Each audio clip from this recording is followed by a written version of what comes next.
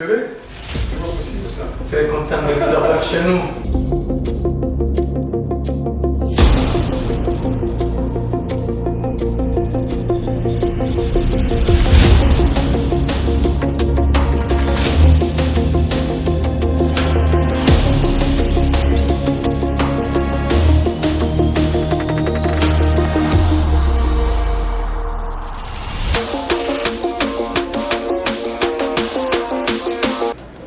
C'est comme ça qu'il était question, moi avec toute ma délégation, que nous puissions venir de visu échanger avec M. le maire pour stigmatiser cet incivisme. Parce que, comme vous le savez, Kasumbalès étant une ville aujourd'hui, il y a des grands travaux qui sont entrepris dans les programmes du directeur général. D'abord, avec l'implantation du nouveau poste haute tension, ici à Kasumbalès, et ensuite avec les travaux en devenir de la réhabilitation de la ligne 81 qui jadis a été totalement vandalisée. Alors c'était surprenant que nous apprenions pas les images et pas les rapports de nos collaborateurs que cette ligne, il y a soi-disant des services qui ont autorisé qu'on puisse clôturer dans les endroits. Voilà pourquoi nous sommes venus personnellement poser les problèmes et demander au maire de continuer à soutenir et de continuer aussi à préserver les patrimoines publics de l'État qui sont à sa charge. Non, la démarche c'est que tout à l'heure, après que nous ayons échangé avec le maire, nous descendons sur le site, nous regardons, et la démarche c'est que les gens qui ont commencé à construire doivent démolir d'eux-mêmes. Parce que je pense que nous allons demander à l'autorité pour que l'action qui est déjà entreprise aille jusqu'au bout. Les lignes là, les emprises doivent être sécurisées, elles ne doivent pas être occupées. Donc ce n'est pas un bon endroit où il faut aller construire. Donc voilà les démarches qui sont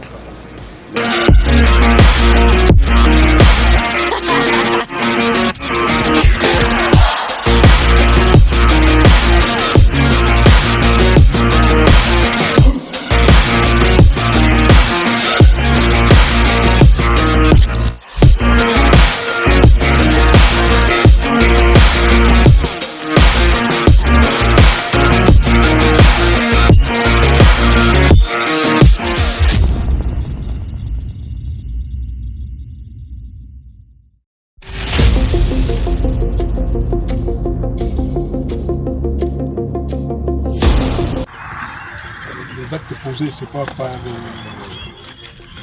quelle personne qui a eu l'autorisation, je ne sais pas de qui, pour que l'on puisse spolier l'emprise de la ligne 81, alors que cette ligne est en pleine réhabilitation.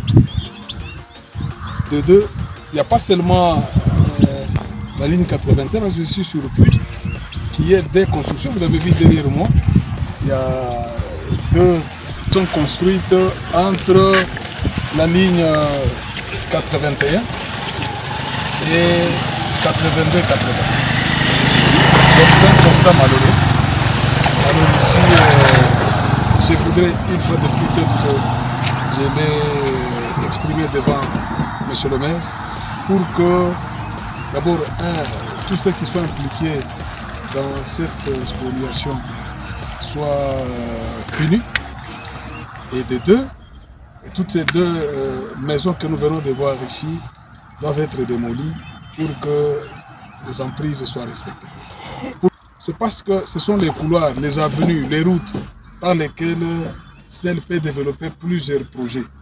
Vous comprenez? Alors si on obstrue aujourd'hui ces routes là-bas, nous allons passer par où?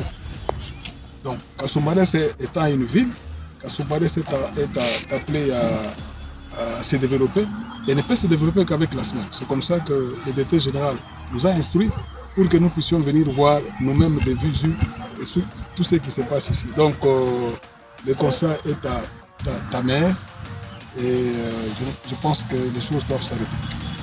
L'État qui est actionnaire majoritaire, donc l'État va aider la SNEL à récupérer et à sauvegarder ses servitudes et ses emprises.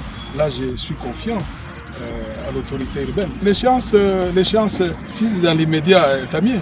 Donc moi je pense qu'avec notre arrivée ici, que les choses se fassent correctement et plus vite pour éviter les couacs avec ceux qui viennent pour la réhabilitation de la ligne, sa route.